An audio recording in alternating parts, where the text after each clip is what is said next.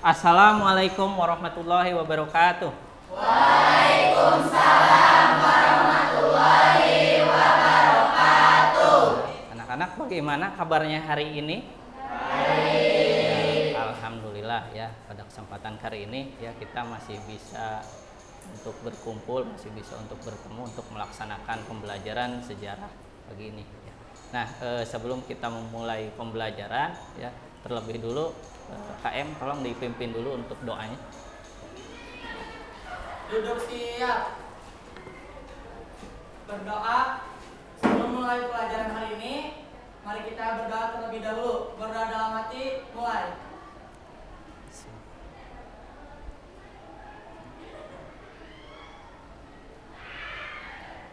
Selesai, ucapkan salam. Assalamualaikum warahmatullahi wabarakatuh. Waalaikumsalam warahmatullahi wabarakatuh. Oke, ya. Untuk pertemuan kali ini, ya, kita bersama-sama akan mempelajari mengenai materi kolonialisme dan perlawanan bangsa Indonesia. Nah, adapun beberapa pembahasan ya yang akan kita simak bersama-sama antara lain dari jalur rempah Nusantara hingga perlawanan bangsa Indonesia terhadap kolonialisme. Oke. Nah, adapun ya tujuan pembelajaran di pertemuan kali ini ya antara lain bagaimana kita mengaitkan peristiwa sejarah dengan kehidupan sehari-hari. Nah, kemudian ya kita mengaitkan satu peristiwa kepada peristiwa yang lain. Lalu ya bagaimana kita mengembangkan konsep diakronis ya, kronologi atau sinkronis untuk mendeskripsikan peristiwa sejarah.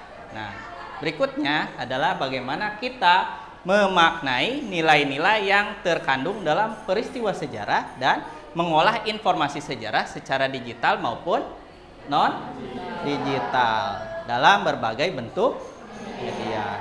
Nah, dan yang terakhir bagaimana kita menempatkan peristiwa sejarah ini pada konteks sesuai zamannya. Lalu ya mengidentifikasi dan menganalisis ya bagaimana pola perkembangan ya bagaimana keberlanjutan lalu perubahan dan pengulangan atau fenomena dalam suatu peristiwa sejarah. Oke ya, sebelum kita berlanjut ke materi, Bapak pengen tanya dulu ya, di materi sebelumnya kita tuh membahas soal apa sih? Kita mempelajari apa yang kita pelajari di pertemuan sebelumnya di hari Senin kemarin? Ya, siapa? Rizky. Jadi sebelumnya materi yang dibahas di minggu kemarin adalah Nusantara merupakan titik temu berbagai kebudayaan di masa lampau yang dimana telah membentuk identitas bangsa Indonesia yang sekarang. Karena pada dasarnya budaya Indonesia merupakan hasil peleburan dari budaya lokal dengan budaya asing. Itu adalah ya materi yang kita pelajari di pertemuan sebelumnya, bahwa Nusantara itu adalah tempat ya melting pot atau tempat peleburan dari berbagai budaya antara budaya lokal dengan budaya dari luar. Oke, kita kasih aplaus dulu ya. Tapi di sini ada satu hal yang Bapak lupa ya mengenai kehadiran kita ya, kehadiran siswa-siswa kita di kelas 11-8 yang ada di kelas ini. Yang pertama Alia Ameliana. Selanjutnya Amelia Andana Putri. Andini Andriani. Arsa Arzeta. Oke. Ayu Rahayu. Dara Damayanti. Dinda Pratiwi. Eka Nurhayati. Gina Safira Rosiana. Hani Tania Putri. Ika Nuraini. Intan Zahra Kusnadi. Irma Haryaningsih. Irfan Mahesa. Karina Indriani, Kenji Ajipa Zaharani, Lita Dwi Umana, Melati Suci, Melda, Muhammad Ervan Ferdiansyah. Ya, oke, yang sakit ya kita doakan semoga lekas sembuh ya, semoga bisa melewati aktivitas pembelajaran seperti sedia kala. Ya. Selanjutnya Nadila Novia Zahra, Putri Clarissa Fauzia, Reksa Abia, ya. Revaldi Fauzi Ramadhani, Ririn Andinia, Rizky Pratama, Saila Novita, Sania, Sarah Astianudi, Selviana hadir ya. Siti Hodijah, Wida Ningsih, Yulia Kartika Arisandi. Oke ya. Dari 34 siswa ya yang absen, yang sakit 1 orang ya. Berarti total yang hadir ada 33. Oke ya. Sebelum kita membahas lebih jauh mengenai materi ini ya, untuk membangkitkan rasa nasionalisme kita ya, untuk menyadarkan kita mengenai kecintaan kita terhadap tanah air ya, mari kita bersama-sama menyanyikan lagu Indonesia Raya. Oke, untuk videonya ya, kita mulai lagi. Sama-sama silahkan berdiri. Indonesia, tanah airku, tanah tumpah darahku, di sanalah aku berdiri, jadi pandu ibuku. Indonesia kebangsaanku, bangsa dan tanah airku, marilah kita berseru Indonesia. Hiduplah tanahku, hiduplah negeriku, bangsaku, rakyatku semuanya. Bangunlah jiwanya, bangunlah badannya, untuk Indonesia Raya. Merdeka, merdeka, tanahku, negeriku yang ku cinta. Indonesia Raya, merdeka, merdeka, hiduplah Indonesia Raya. Merdeka, merdeka, tanahku, negeriku yang ku cinta. Indonesia Raya, merdeka, merdeka, hiduplah Indonesia Raya.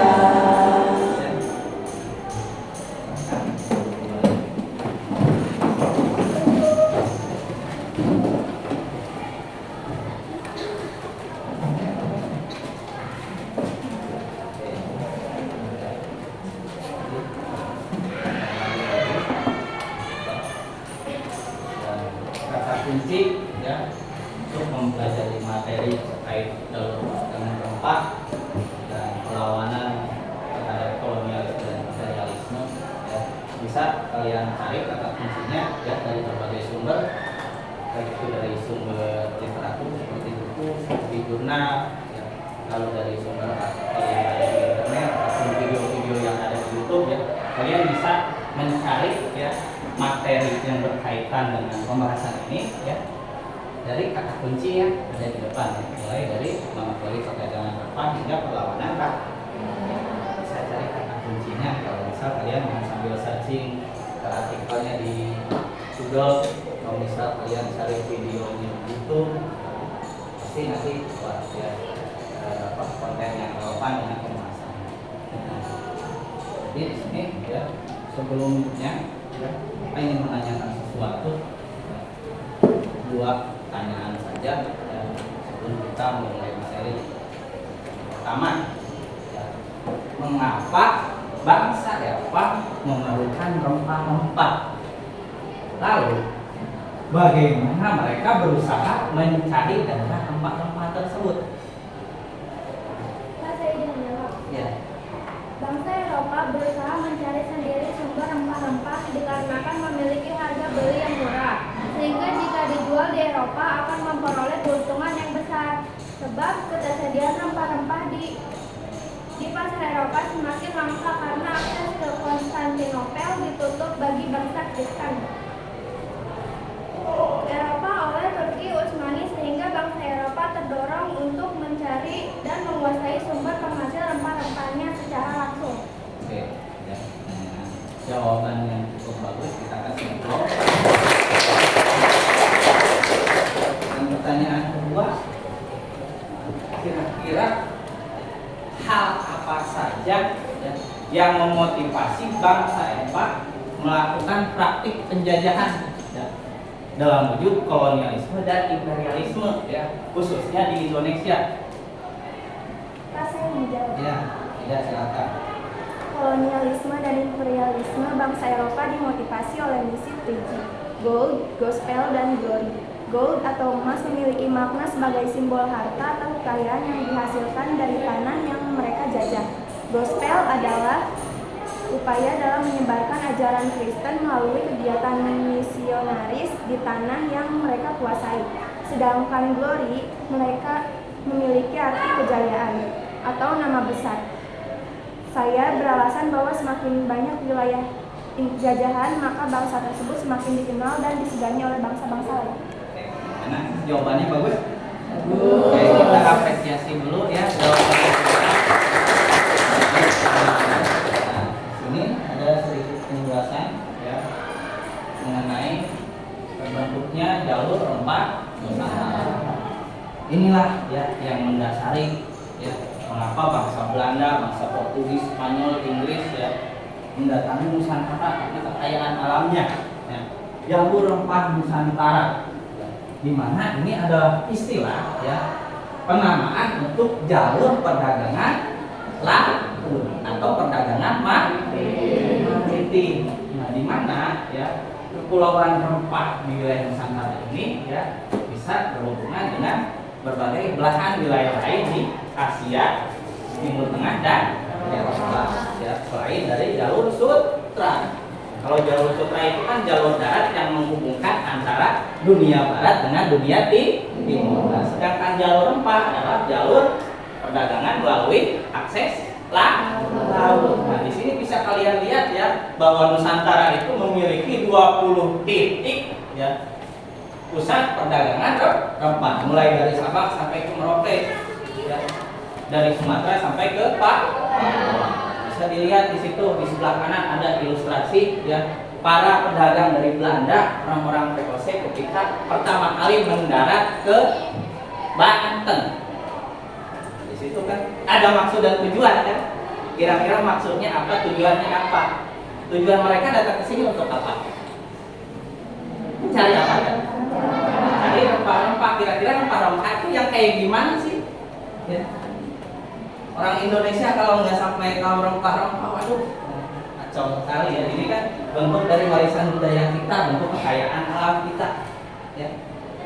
Dari contoh 5 rempah yang ada di sini nggak lepas dari kehidupan kalian sehari-hari kan? Ya. Manfaatnya untuk apa saja? Kira-kira? Obat, Biasanya digunakan untuk apa? Untuk bumbu masak, Selain untuk bumbu masak, kira-kira rempah-rempah yang sering digunakan mama kalian di rumah apa lagi?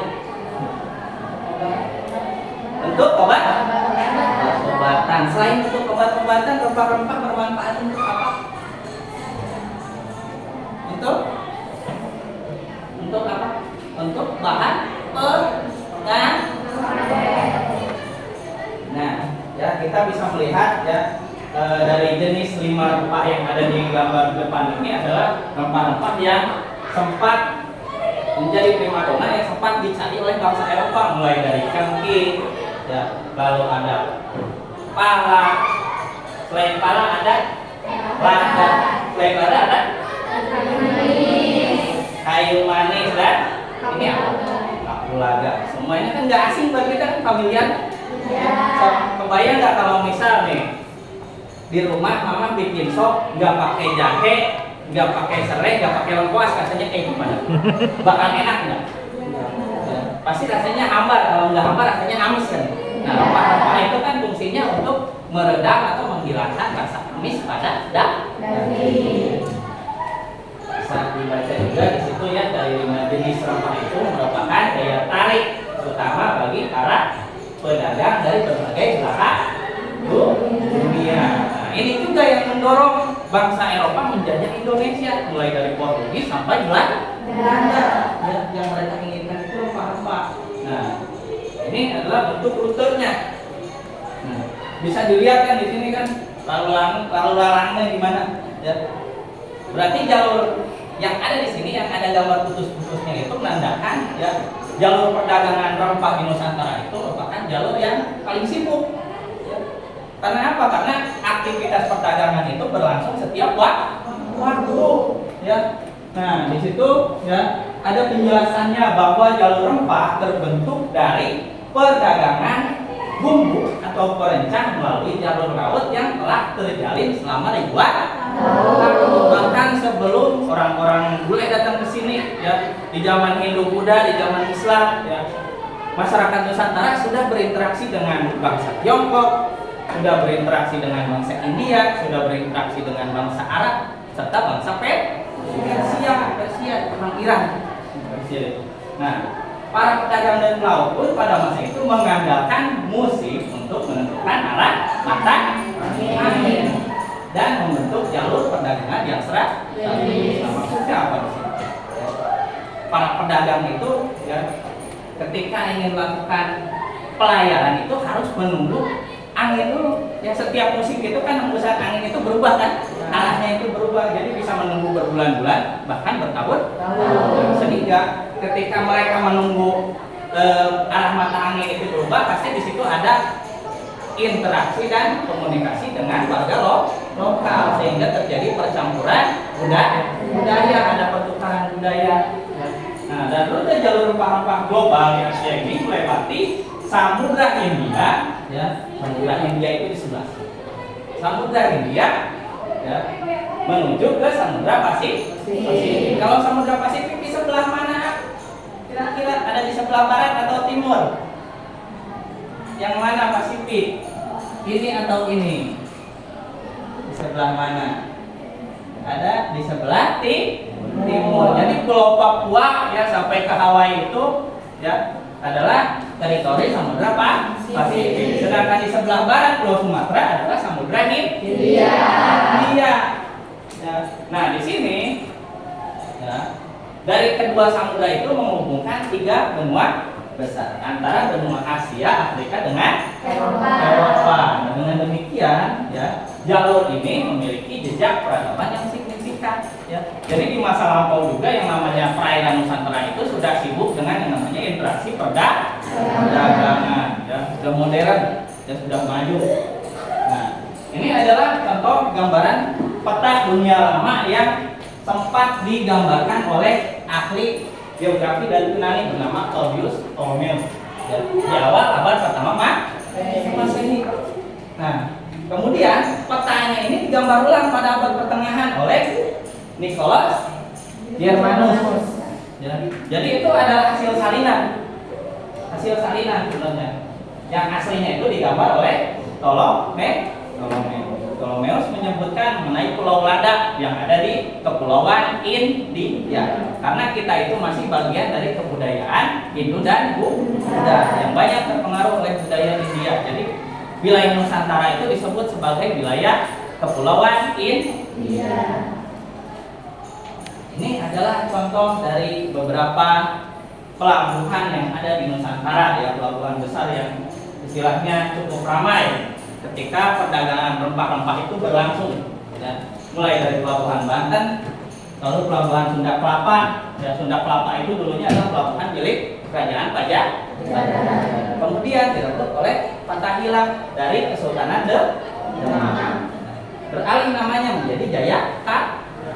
Nah, kemudian ya direbut oleh VOC. Oleh VOC diganti namanya jadi Batavia. Kalau sekarang jadi apa? Jadi Jakarta. Jadi pelabuhan yang dimiliki oleh Jakarta itu ya sudah menjadi pelabuhan yang ramai pada masa lalu. Ya. Kemudian ada pelabuhan di Malaka. Sebenarnya Malaka itu ya secara teritori bukan wilayah Indonesia, melainkan wilayah dari Malaysia. Tapi wilayah Malaysia, wilayah Indonesia, Singapura dan Filipina itu adalah wilayah Nusantara secara menyeluruh. Dan ada beberapa wilayah di Pulau Sumatera seperti wilayah Riau yang merupakan wilayah Katutan Malaka. Jadi Malaka itu adalah bagian dari sejarah perdagangan rempah Nusantara juga ya. Nah, berlanjut setelah Malaka ada di sebelah timur Indonesia, nama pulaunya adalah Banda Neira di Ambon, Maluku. Nah, itu ada deskripsinya ya di situ mengenai bagaimana aktivitas dari pelabuhan-pelabuhan yang ada di Nusantara. Dan di sebelah kanan bisa kalian lihat di sini ya, ada dua pulau. Ini namanya Pulau Manhattan dan ini adalah Pulau Run. Pulau Manhattan sekarang itu dikenal sebagai wilayah New York. Di mana New York? Di Amerika mana? Di Amerika Serikat. Sedangkan ini Pulau Run adanya di mana? Nah, jadi sejarahnya gini. Ya.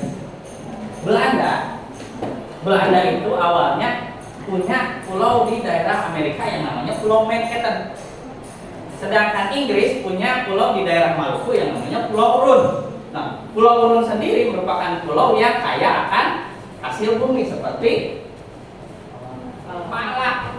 Nah, sampai-sampai ya Belanda menginginkan Pulau Run itu ditukar dengan Pulau Manhattan yang ada di New York. So, sekarang kayak gimana ke depannya? Lebih maju mana? Ya. Terlampau maju New York itu kan. Belanda itu melihat bahwa New York itu tidak ada potensi alam apa-apa dibanding dengan Pulau Run yang banyak rempah-rempahnya. Jadi Belanda itu melihat sesuatu itu yang langsung kelihatan oleh dia. Wah, ini banyak rempah-rempahnya, banyak nyangkutnya. Tukar aja yuk sama Pulau Manhattan. Kalau di Manhattan nggak ada apa-apa. Ternyata Pulau Manhattan sendiri oleh koloni Inggris digunakan sebagai tempat pelabuhan untuk transit ekspor impor. Ya, sampai sekarang ya Pulau Manhattan, daerah New York itu menjadi daerah metropolitan, ya, daerah metropolitan yang terpadat di Amerika Serikat bahkan dunia. Nah, di mana New York itu menjadi kota yang global dan memberi pengaruh besar terhadap perdagangan, keuangan, media, budaya, bahkan seni dan kebudayaan modern.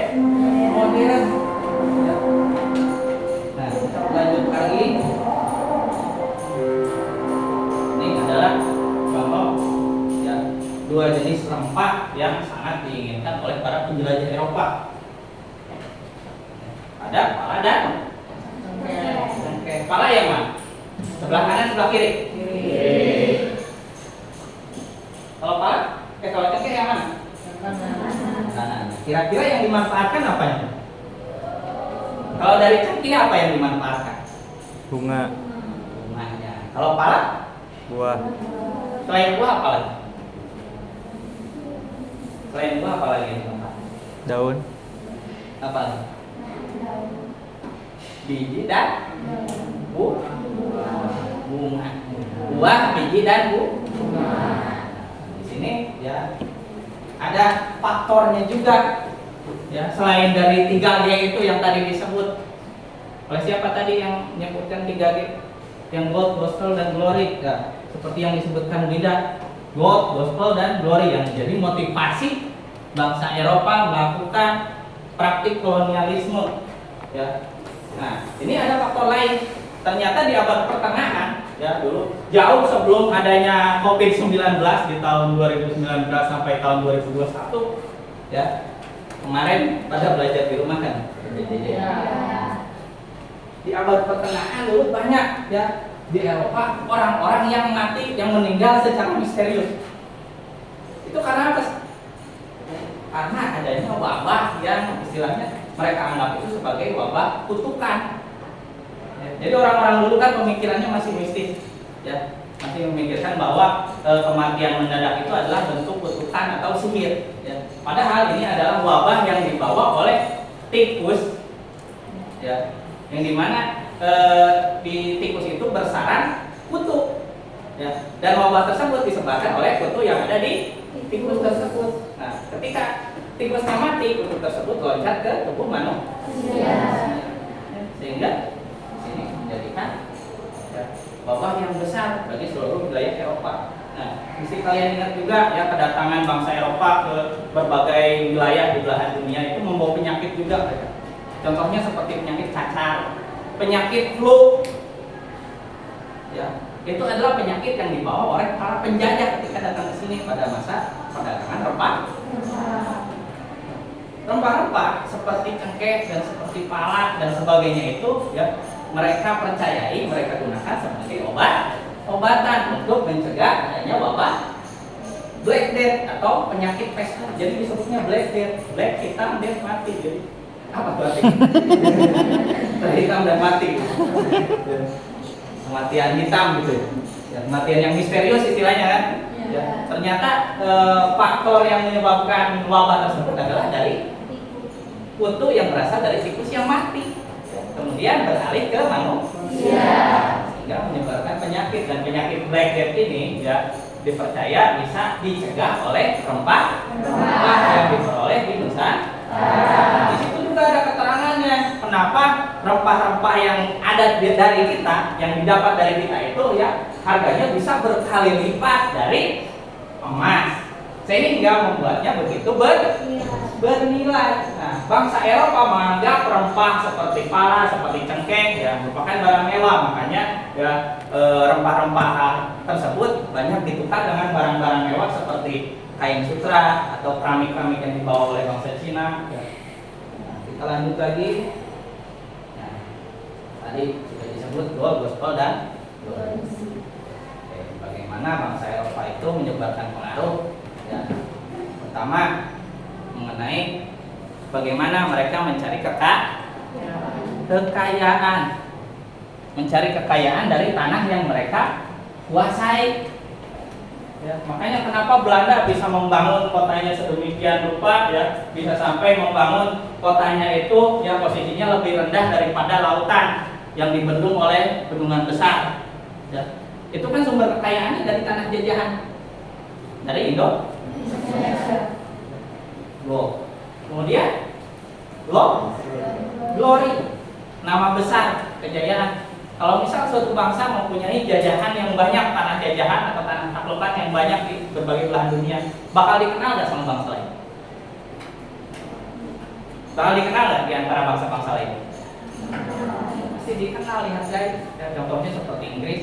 Ya, pada masa lampau Inggris banyak daerah taklukannya, daerah koloninya, sehingga ada julukan bahwa Inggris itu adalah negeri ya yang tidak pernah tidur. Karena apa? Karena koloninya banyak, mulai dari Afrika Selatan, Australia, India sampai Malaysia. Ya, dulunya itu adalah bagian dari koloni Inggris. Nah, kemudian ya selain dari misi Gold, Gospel dan Glory, ada yang namanya rasa balas dendam atau reconquista. Nah, hal ini dilakukan oleh para penjajah Spanyol dan Portugis. Ya, bahwa pada masa lalu Spanyol itu ya selama hampir 10 abad pernah dibawa pengaruh dan dibawa kekuasaan kekhalifahan Islam. Nah, itu yang menjadi motif balas dendam mengapa ya Portugis dan Spanyol itu yang menjajah wilayah-wilayah yang dikuasai oleh kerajaan-kerajaan Islam di Nusantara. Sehingga wilayah-wilayah Islam tersebut ya banyak yang mereka kristenkan. Ya, contohnya seperti Filipina atau kerajaan-kerajaan yang ada di Maluku. Ya, di Filipina sendiri sebelum Spanyol datang itu banyak kerajaan-kerajaan Islam. Nah, lalu ya selanjutnya adalah kejatuhan Konstantinopel. Ya, di mana Konstantinopel ini jatuh ke tangan Turki Utsmani. ya pada tahun 1453 ya oleh Mehmed II atau Muhammad Al-Fatih. Lalu berkembangnya ilmu pengetahuan seperti masyarakat Eropa sudah menemukan yang namanya teknologi kompas, penggunaan peta, ilmu dan teknik pelayaran serta teori heliosentris. Artinya apa itu? Helio itu artinya apa? Matahari. Mata. Kalau sentris? Pusat. Pusatnya. Jadi mereka sudah beranggapan bahwa matahari itu sebagai pusat orbit. Nah, kemudian ya adanya catatan perjalanan yang dilakukan oleh Marco Polo ke belahan dunia timur, contohnya ke daerah Cina dan India. Itu ada ilustrasinya juga ya, ilustrasi siapa itu Mehmed II dan siapa itu Marco Polo. Kalian lihat tulisannya ya. Dan di bawah itu ada catatan yang dibuat oleh Marco Polo mengenai perjalanannya ke belahan dunia yang lain. Ini ada ilustrasinya ya, bisa kalian simak di situ ketika penguasa Turki Utsmani ya pasukan Islam di situ menyerbu kota Konstantinopel. Yang semula Konstantinopel itu adalah wilayah kekuasaan dari kerajaan Romawi di timur yang beragama Kristen Ortodoks, Bizantium namanya. Kalau sekarang Konstantinopel itu ganti nama jadi Istanbul. Di mana? Turki. Nah, ini ada ya. Bisa kalian lihat dari penyerbuan Konstantinopel mengakibatkan bangsa Eropa tidak bisa ya masuk ke wilayah tersebut karena aksesnya ditutup oleh Sultan Mehmed II. Kemudian ya di sini pelayaran pun terjadi, mereka mengarungi lautan ya sampai berbulan-bulan. Kira-kira berpotensi nyasar nggak? Berpotensi. Bahkan bangsa Belanda sendiri sebelum ke Batavia, sebelum ke Nusantara, mereka nyasar ke Australia. Pas nyasar di Australia nggak nemuin apa-apa. Ya. Ketika mereka meninggalkan Australia, ya nggak lama Inggris masuk ke sana, ternyata di Australia banyak emasnya. Ya, karena apa? Karena satu-satunya hal yang dicari oleh Belanda adalah rempah. Nah lalu ya dari penjelajahan yang ada, ya penjelajahan yang sudah mereka lakukan. Dan ini adalah ilustrasi bagaimana para pedagang Belanda, para pedagang VOC ya, masuk ke wilayah pelabuhan Banten, Kerajaan Banten, ya, masuk ke wilayah Kesultanan Banten. Ya. Mungkin kayak ginilah kira-kiranya. Jangan nanyain, dengar perempat kira-kira ayat itu paling jahe, ayat itu kepala, ayat itu cengkeh. Ya. Awalnya kan mereka membangun komunikasi itu dengan adanya hubungan dua. Yang lama-kelamaan dari hubungan dua beli itu pasti ada yang namanya hasrat ingin menguasai. Ya. Nah, sini kita bisa lihat lagi ya bagaimana kolonialisme itu ya, langsung. Dan ini adalah persamaan antara kolonialisme dan imperialisme. Bisa kalian lihat ilustrasinya. Mengartikan dari gambar yang ada bagaimana praktik penjajahan itu berlangsung. Ya, dari tanah yang mereka jajah itu membuat penjajah itu kenyang. Sedangkan bangsa yang dijajah itu menderita. Ada ilustrasinya di situ. Ya. Mengerti kan gambarnya? Kalian bisa mengerti dari apa yang kalian lihat di depan? Tuh, ya. Dan ada beberapa bangsa yang pas menjajah kita, ya mulai dari Portugis hingga Jepang. Ya. Ada jangka waktunya. Ya. Jadi yang menjajah Indonesia itu bukan hanya Belanda dan Jepang saja. Ya. Sebelumnya ada bangsa Portugis, ada Spanyol, ada Prancis, ada Inggris. Nah, ini adalah dokumentasi Indonesia ketika berada di bawah pengaruh kolonialisme Hindia Belanda. Jadi seperti ini. Ini adalah keterangannya bahwa kolonialisme itu berfokus kepada kepentingan ekonomi yang berfokus pada apa? Eksploitasi atau pemanfaatan sumber daya alam. Untuk kepentingan siapa? Untuk kepentingan negara penjajah. Contohnya seperti ketika mereka menanam tembakau, menanam kopi, menanam teh, ya. Itu kan komoditas itu kan hasilnya diambil oleh siapa keuntungannya? Oleh penjajah. Ya. Nah, di sini bisa dilihat juga bagaimana ya stratifikasi sosial di zaman penjajahan, bahwa yang namanya pribumi kita sebagai bangsa Indonesia itu ada di lapisan yang paling bawah. Ya, itu kan bentuk penghinaan kan ya. Nah, lalu ada lagi di situ lapisan stratifikasi sosial di antara masyarakat pribumi, yang mana raja dan bangsawan itu menempati tempat yang paling atas, sedangkan para buruh dan budak berada di lapisan sosial bawah. Bisa dilihat gambar-gambar seperti apa, kurang jelas. Makanya ya maaf ada istilah kasar seperti babu, seperti jongos. Nah, itu adalah istilah yang diciptakan oleh orang-orang Eropa, orang-orang Belanda untuk merendahkan bangsa Indonesia. Ya. Babu itu istilahnya untuk asisten rumah tangga perempuan, sedangkan jongos itu adalah pesuruh atau pekerja kasar laki. Ya, istilah yang diciptakan oleh mereka terhadap kita. Ada gambar-gambarnya. Ini adalah dampaknya. Tentunya ya dari apa yang mereka lakukan itu ya berdampak kepada dua hal. Ya, kita bisa melihat dampak positifnya dari pembangunan infrastrukturnya. Ya, peninggalan-peninggalan Belanda masih kokoh kan? Masih ada kan? Contohnya seperti apa? Contoh seperti bendungan Maraha. Jadi infrastruktur yang mereka bangun itu nggak neko-neko, ya, nggak ada yang mereka korupsi. Ya. Kemudian dari perkebunan-perkebunan seperti perkebunan kopi, teh, karet, nah itu adalah peninggalan bangsa Belanda pada masa kolonialisme. Ya. Nah, dampak negatifnya apa? Itu adalah dampak negatifnya, bagaimana mereka ya memonopoli wilayah sehingga menyebabkan gangguan dalam aktivitas perdagangan dan perekonomian. Ya. Nah, bisa dilihat ini ada beberapa jejak-jejak historis. Ya. Contoh peninggalan kolonial Belanda yang ada di Indonesia. Ya. Di wilayah kita kira-kira yang mana? Sama apa lagi? Ada? Mana lagi kira-kira yang ada di Karawang? Yang ada di daerah kita? Ini di mana? Stasiun mana? Padahal ada kantor. Di mana? Stasiun Cikampek. Nah, stasiun Cikampek itu adalah stasiun yang dibangun pada masa kolonial.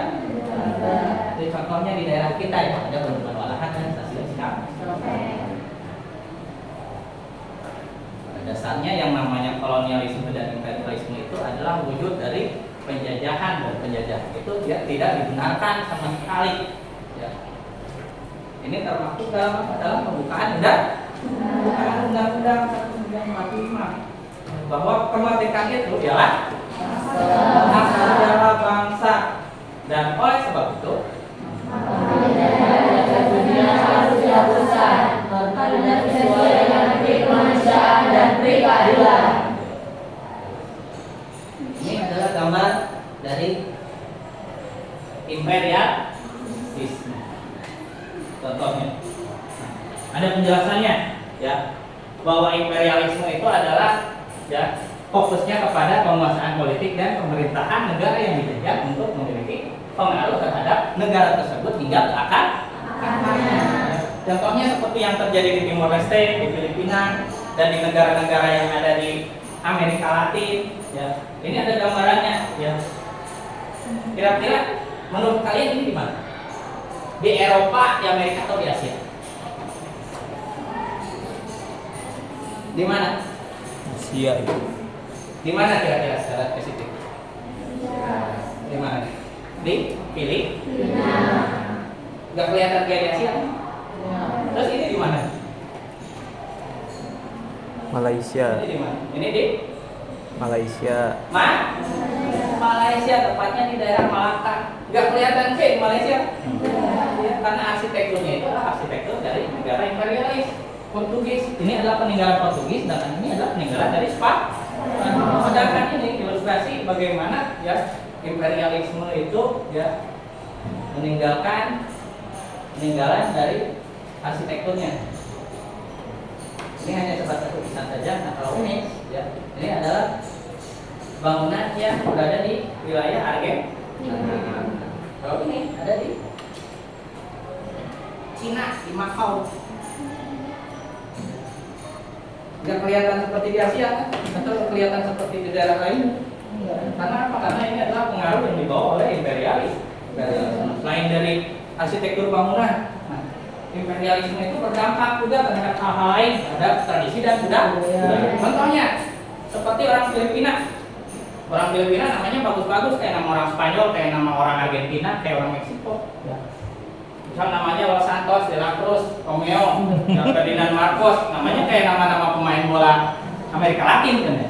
Nah, kemudian dari tradisi, nah ini adalah tradisi di Timor Leste.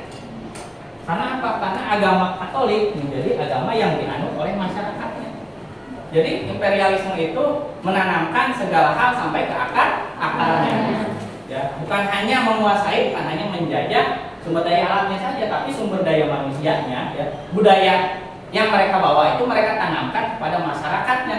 Ya, dari budaya, dari tradisi, bahkan dari agama sampai nama-namanya.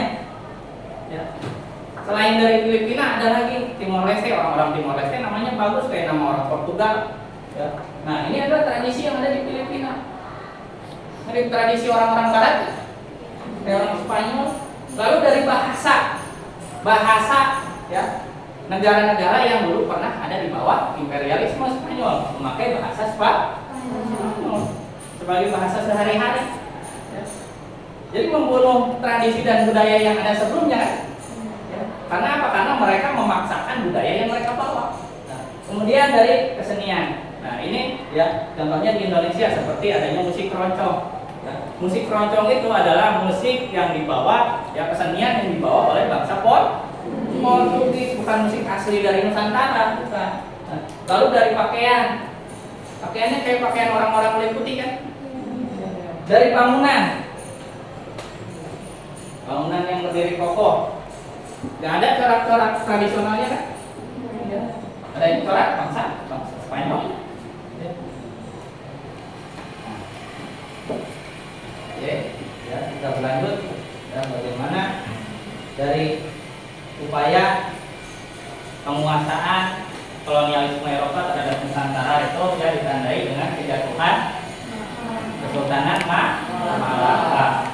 Bisa dilihat petanya Malaka itu mencakup wilayah Malaysia dan sebagian pulau Sumatera.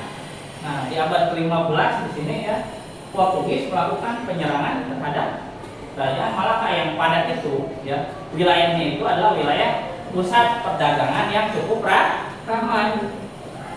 Nah, ada penjelasannya di situ ya. Bisa lihat-lihat. Ada timeline-nya juga. Bagaimana ya Malaka ini ya dulunya yang sebagai kesultanan Islam ya kekuatan Islam terbesar dan selain dari Samudra Pasifik dan Kesultanan Aceh ya di sini mengalami keruntuhan ketika diserang oleh Portugis. Oleh siapa? Siapa tokoh dari bangsa Portugis namanya? Gimana baca ini?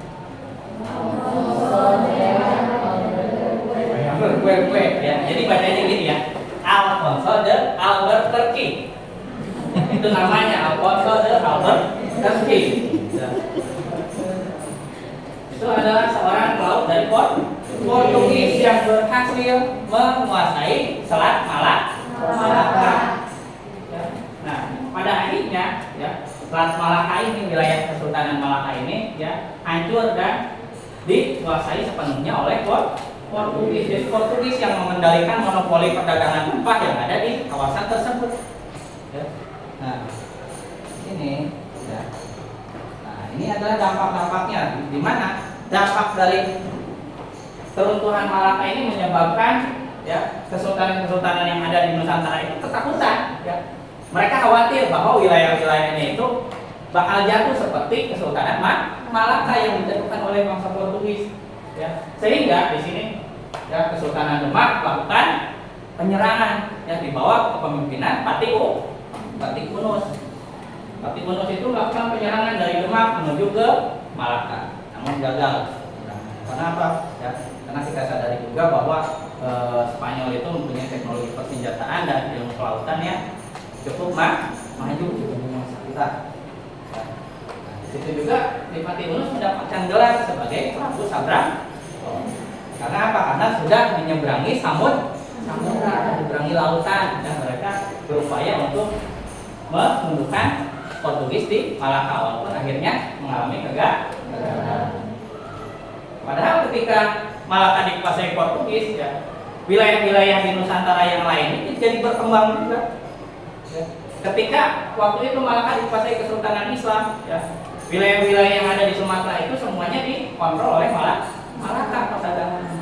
Nah, harusnya di sini bersyukur juga ketika Portugis menguasai dan itu. Tapi karena ada ketakutan, yang takutnya yang namanya bangsa Eropa itu kan licik, ya.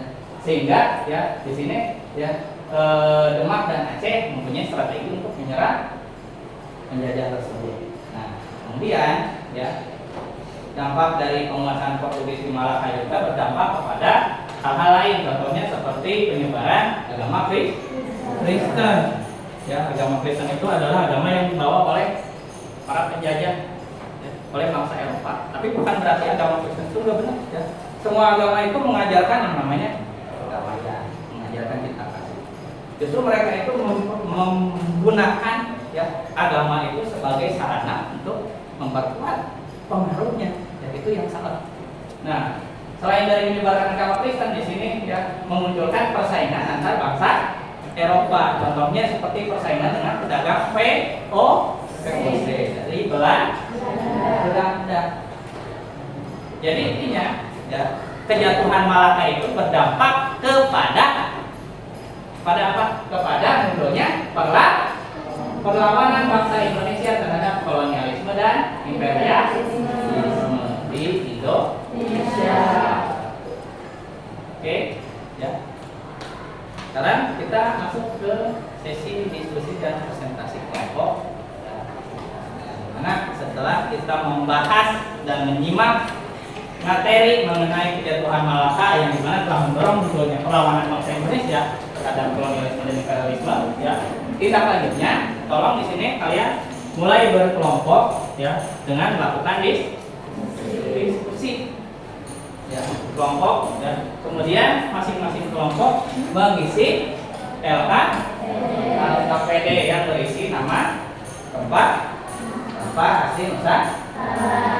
Di sini Bapak mulai berbincang ya.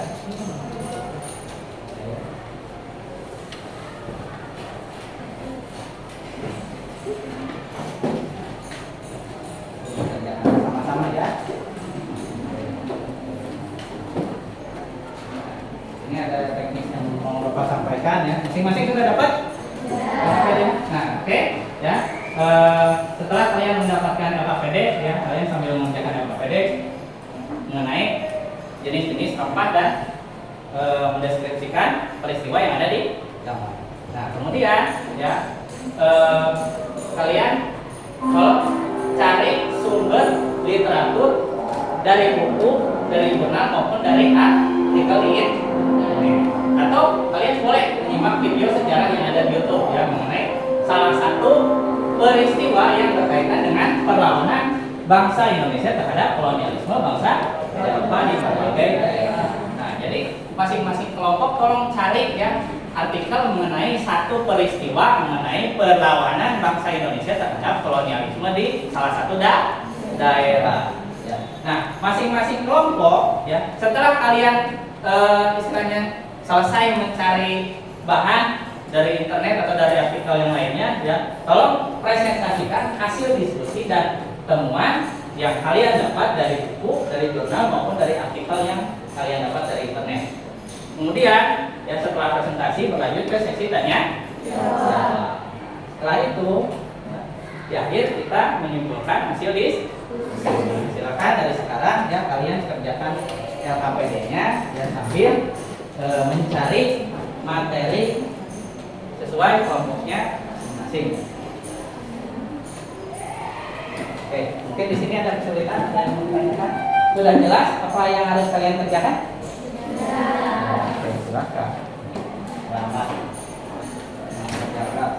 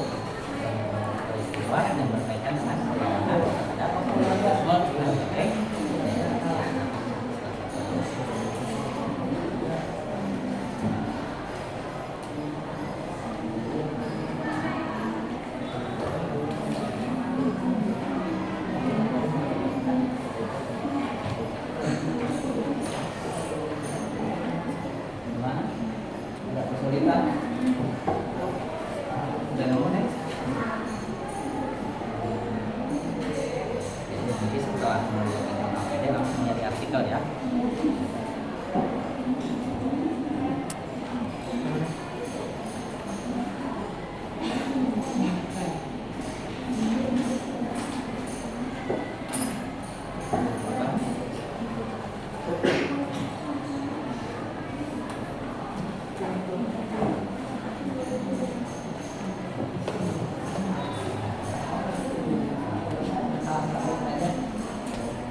Jadi salah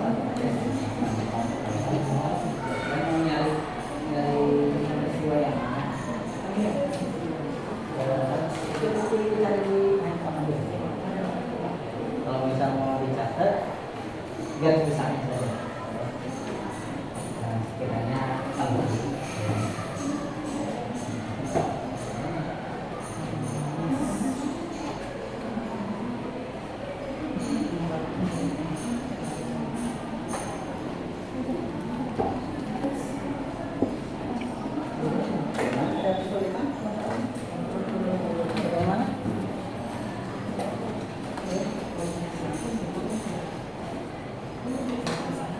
Nah, iya kamu cukup jadi jenis rempah-rempah yang kamu lihat menurut kamu ya, yang ada di keseharian kamu misalnya apakah misalnya perempuan senang banget nyeblak kan, biasanya rempahnya menggunakan rempah apa aja?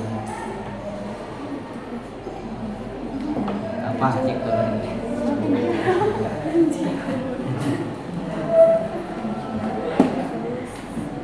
Yang nggak lepas dari keseharian kamu aja.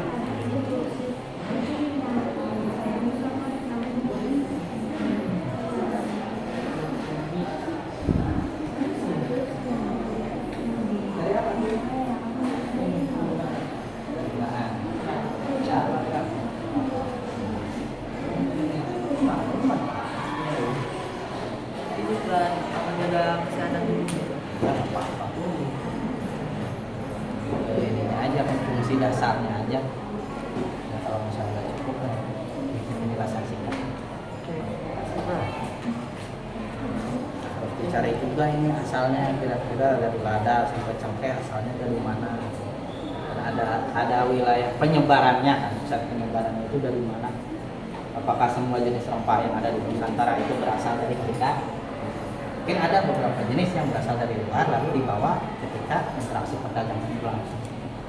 Contohnya kan seperti jahe, kan jahe sendiri kan sudah digunakan oleh bangsa Cina dan bangsa Hindu. Lalu seperti apa lagi? Bunga lawang itu kan sudah digunakan oleh orang-orang Cina kuno. Merica ada, itu kan berkembangnya bukan hanya di Nusantara saja. Kita juga harus menentukan ini kira-kira asal dari salah satu jenis rempah ini dari mana. Kemarin kan sempat ya kita presentasi mengenai salah satu jenis rempah kan, yang ada kan di situ ada kan sejarah penyebaran asal usul. Sudah, ya, nah, ya di situ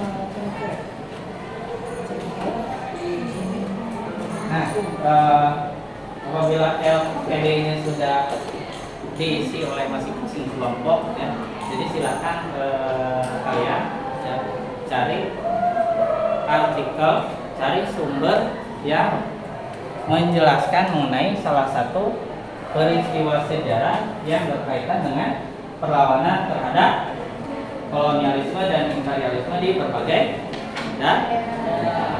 Ya. Jadi banyak peristiwa-peristiwa bersejarah yang berhubungan dengan perlawanan warga lokal terhadap bangsa Eropa, terutama pada masa perdagangan rempah. Karena apa? Karena dulu bangsa Eropa itu ya sempat memonopoli kebijakan yang berkaitan dengan perdagangan dan peredaran rempah-rempah di kita.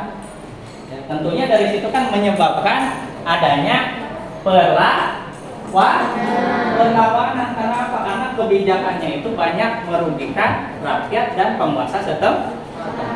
Jadi silakan ya, dari sekarang kira perlawanan apa yang dari apa? Sambil berjalan aja, kalau misalnya sudah selesai berlanjut ya.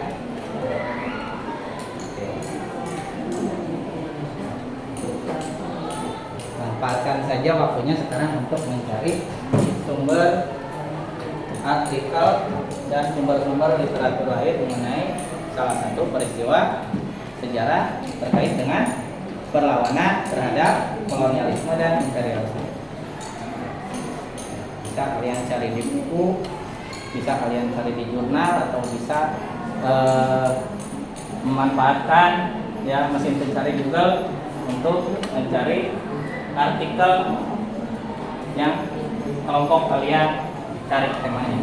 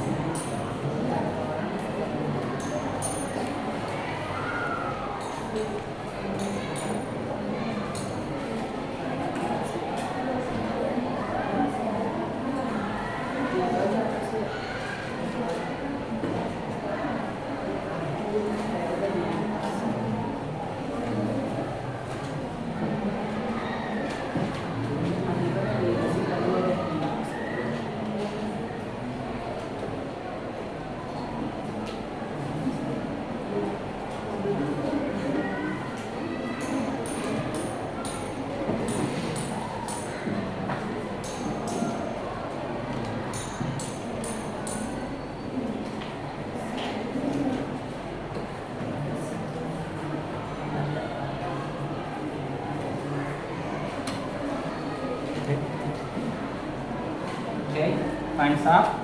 Ya. Waktu untuk berdiskusi sudah selesai. Kita sekarang masuk ke sesi presentasi. Oke. Siapa yang bersedia untuk presentasi dari dulu? Saya mau presentasi. Ya, silakan.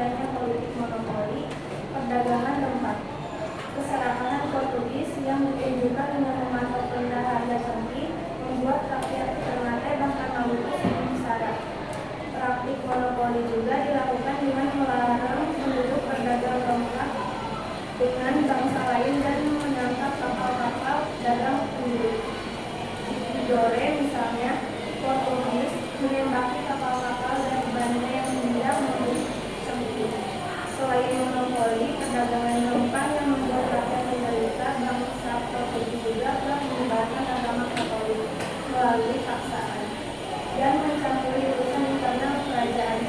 Tidak tahan dengan sikap wewenang-wewenang Portugis, seluruh rakyat Maluku bangkit melawan Portugis.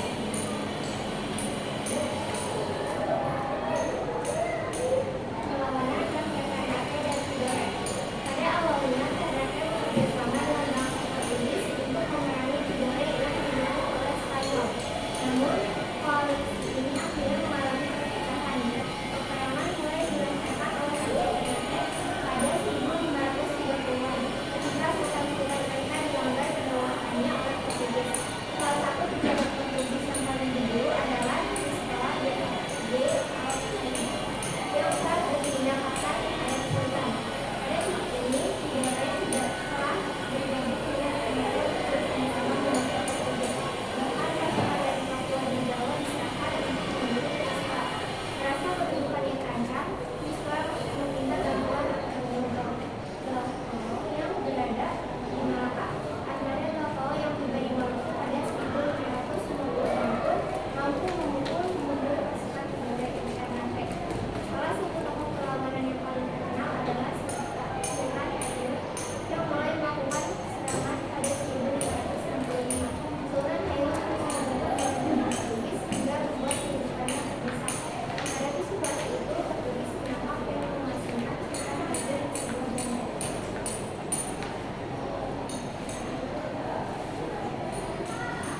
Akhir perlawanan Maluku terhadap Portugis. Penangkapan Sultan Ayyub membuat sedihnya rakyat terhadap Portugis menimbulkan sebuah kekacauan. Pada akhirnya Sultan Ayyub dibebaskan dan Portugis mampu ingin mengadakan pertemuan yang sebelumnya. Kemarahan luar biasa dari masyarakat Maluku dan Portugis terjadi saat Sultan Ayyub dikhianati. Pada 1570, Sultan Ayyub dibunuh dan dengan diam-diam dibunuh di Benteng Sao Paulo dengan dalih untuk dibunuh. Pembunuhan ini memicu perlawanan lanjutan yang lebih besar dalam Maluku di bawah pimpinan Sultan Baubulo, putra Sultan Ayyub. Sultan Baubulo segera mengepung Benteng Sao Paulo dan mengirimkan armada ke Ambon untuk memburu Portugis. Strategi yang dilakukan oleh Sultan Baubulo ini efektif untuk membuat bangsa Portugis menyerah dan angkat topi dari Ternate pada 28 Desember 1577. Namun, Portugis masih dapat memusatkan kekuatan dan kekuasaannya di Ambon untuk sementara waktu. Setelah menghadapi perlawanan yang tidak sedikit dari rakyat Maluku Tengah, pada 1605 Portugis akhirnya meninggalkan Maluku dan menetap di Pulau Timor hingga 1975. Barangkali ada yang ditanyakan, mungkin ada yang kurang jelas dan belum dimengerti dari teman-teman di sini. Assalamualaikum warahmatullahi wabarakatuh. Waalaikumsalam warahmatullahi wabarakatuh. Saya Eka Nurhayati, perwakilan dari kelompok 4 ingin bertanya kepada kelompok 5. Yang ingin saya ketahui adalah mengenai Ternate dan Tidore sebagai dua kesultanan yang ada di Maluku. Mengapa dua kesultanan tersebut bermusuhan? Lalu apa yang menjadi alasan Ternate bersekutu dengan Portugis? Ada lagi? Saya ingin bertanya. Assalamualaikum warahmatullahi wabarakatuh. Saya Rizky Pratama, perwakilan dari kelompok 2 ingin bertanya kepada kelompok 5. Perlawanan rakyat Ternate dan Tidore yang sebelumnya bersaing, tapi karena mempunyai musuh bersama, mereka bersatu mengusir Portugis dari Maluku. Nah, yang saya ingin ketahui adalah kondisi Maluku setelah Portugis angkat kaki. Kira-kira bagaimana hubungan Ternate dan Tidore setelah berhasil mengusir Portugis dari wilayah itu? Terima kasih. Perkenalkan, nama saya Novia Jahra. Saya dari kelompok 3 ingin bertanya kepada kelompok 5. Ada yang belum saya pahami terkait persaingan antara Portugis dengan Spanyol. Mengapa keduanya tidak bisa dilepaskan satu dengan yang lain? Mengapa Portugis lebih lama berada di Nusantara daripada Spanyol? Kira-kira mau langsung jawab atau explain dulu? Biar agak rileks, biar pikiran sama fisiknya saja lagi. Coba Bapak minta dibikin 2 baris. Di situ kan ada space, ada ruang kan ya? Ya. So, ya, dua kelompok mubaris. Masing-masing jalan di sini, isi sama dua kelompok. Yang di depan juga boleh ngikutin ya. Ya apa-apa sob. Oke. Nah, ya. Masih pada segar kan? Ya. Yakin udah pada ngantuk? Oke. Nah, jadi kalian ikuti apa yang Bapak katakan ya. Kalau misal Bapak bilang kepala, pegang bagian kepalanya. Kalau misal Bapak suruh pegang bagian pundak, bagian pundaknya. Dan seterusnya kalau misal Bapak instruksikan pegang bagian tubuh yang lain, kalian pegang. Tapi kalau misal Bapak bilang pegang tangan, ya kalian cari teman yang ada di sekitar. Jadi jangan pegang tangan sendiri. Oke, dimulai dari sekarang ya. 1, 2, 3. Kepala, pundak, kaki, lutut, pundak, kepala, kaki, pundak, kaki, tangan.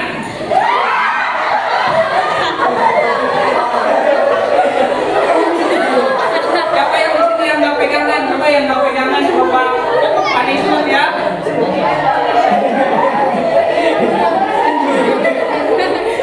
Mana yang nggak pegangan sama temennya? Irma. Mana yang nggak pegangan sama temennya? Tolong ke depan dulu sini. Irma. Oke, nanti ini akhir pembelajaran Bapak traktir bakso. Oke, dan Bapak pengen dengar suara paling bagus yang kamu keluarkan. Lagu apa yang kamu suka? Satu aja, satu lagu. Gak usah sampai beres. Ya, nggak apa-apa nggak sampai selesai. Ya, apa aja. Lagu yang kamu senangi. Jangan balon, jangan lagu populer yang sekarang. Apa tuh? Ya, nah, nggak apa-apa dong Mbak Kuring. Ya, lagu apa saja nggak boleh. Ya. Biar kita lanjut lagi diskusinya. Ya. Oke, 1, 2, 3. Iya apa aja?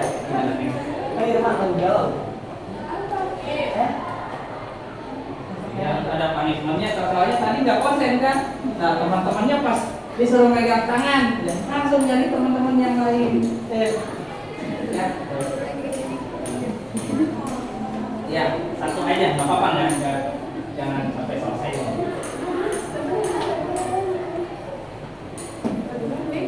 Iya, apa aja sob? Iya, apa sob? Nadia, iya.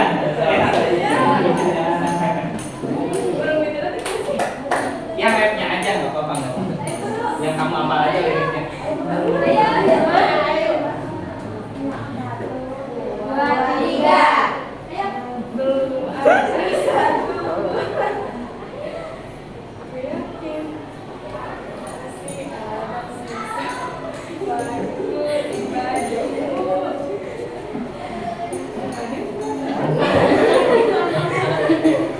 Tapi suaranya bagus kan?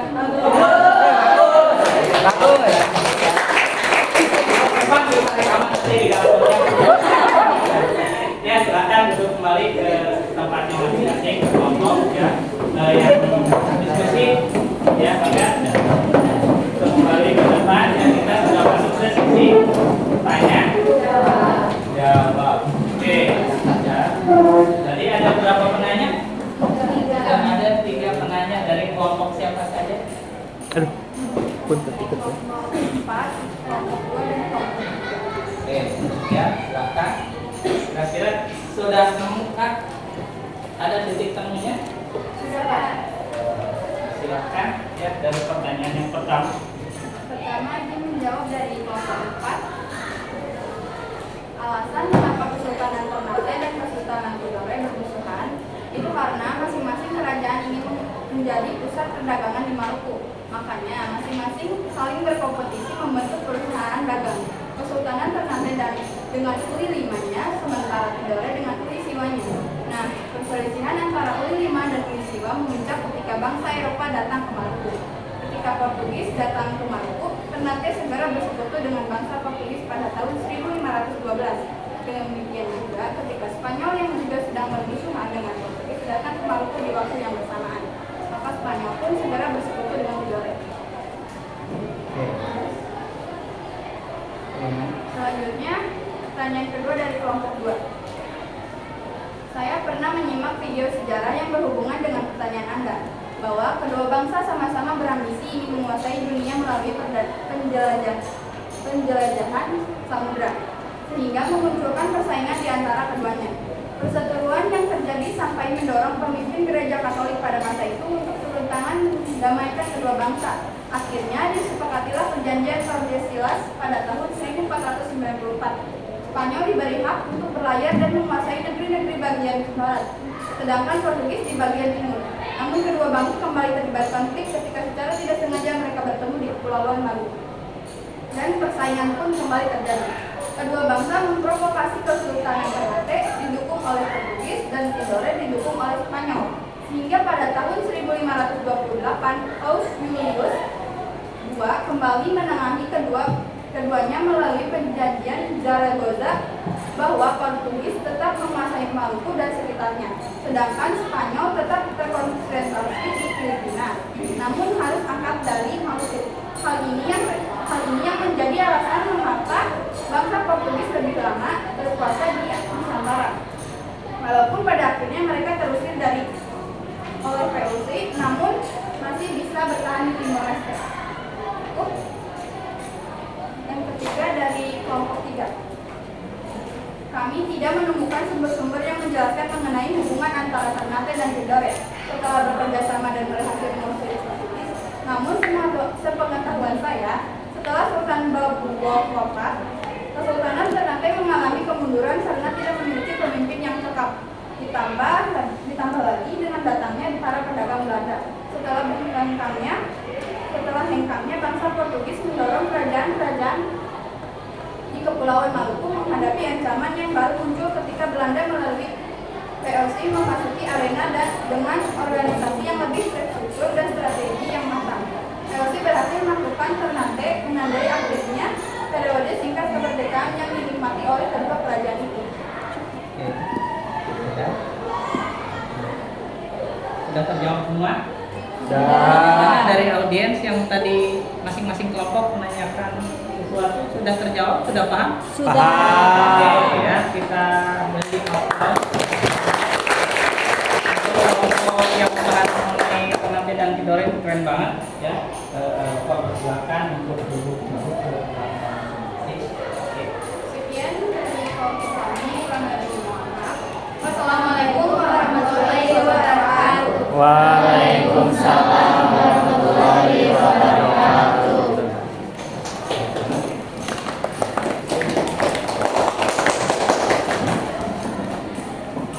Nah, kira-kira ya, setelah melalui proses diskusi kelompok dan kemudian sesi presentasi masuk ke sesi tanya jawab, ada kesimpulan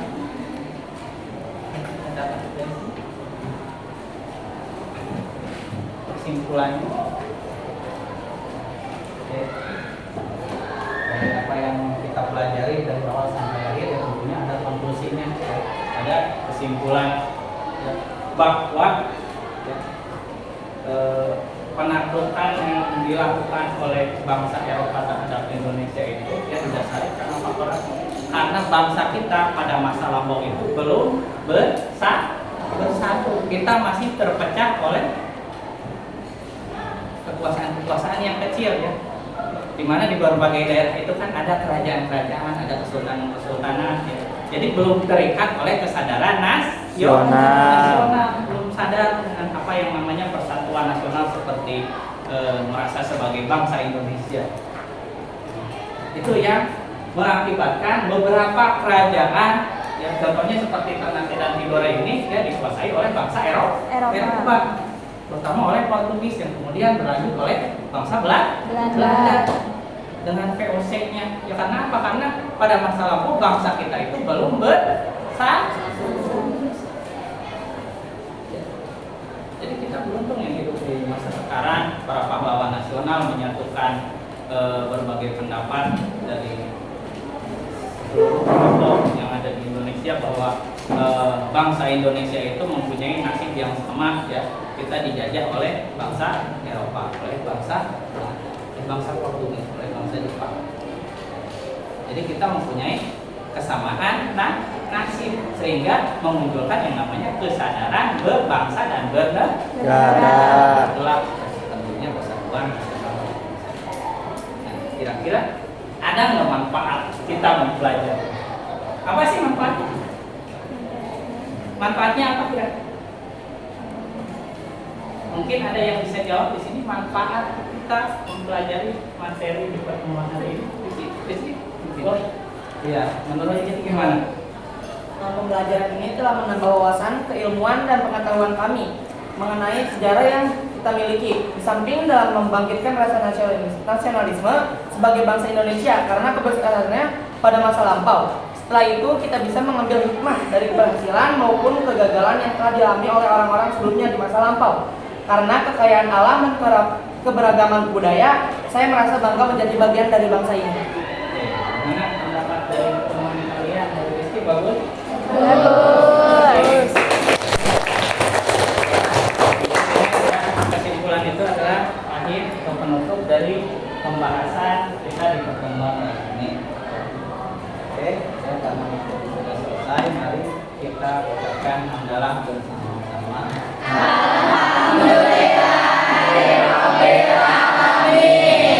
Di pertemuan berikutnya, ya, di Senin depan, ya, kita akan membahas mengenai dampak dari kolonialisme. Bisa dilihat ya di paket sendiri di sini ya, ada materinya. Selamat datang. Ada di sini di halaman 32 ya mengenai dampak penjajahan di negara koloni. Oke ya. Mungkin cukup sekian saja dari materi yang Bapak sampaikan. Mudah-mudahan bermanfaat di semua. Mudah-mudahan apa yang kita pelajari ya bisa menambah wawasan kita ya, bisa memperkaya ya bagaimana kita itu sadar bahwa Indonesia, bahwa bumi Nusantara itu adalah bumi yang kaya akan keberagaman budaya dan sumber daya alamnya.